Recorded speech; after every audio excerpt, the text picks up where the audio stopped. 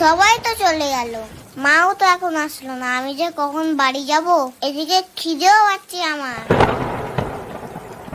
ওরে বাবারে, কি মেঘ ডাকছে, ভয় লাগছে তো। কিলে বাবা, বাড়ি যাবে না?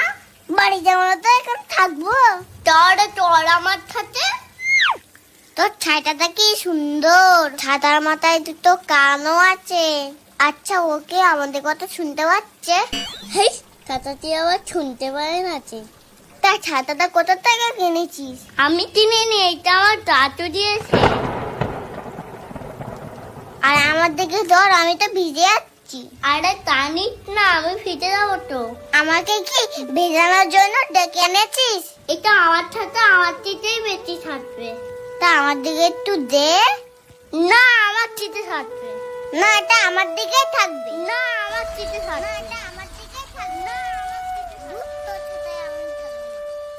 তুই এসে গেছিস? আমি তো যাচ্ছিলাম ছাতা নিয়ে তোকে আনতে। সন্ধ্যে হয়ে গিয়ে সারা পৃথিবীর লোক বাড়ি চলে গেছে, তুমি আর কখন যেতে? তা তুই একা একা এলি কিভাবে? একা একা আসতে যাবো কেন? ফোরনের সাথে এসেছি, ওর কান ছাতার তলায়। তা বৃষ্টিতে না হয় জামাটা ভিজেছে, তা কাদাটা কিভাবে লাগলো শুনি?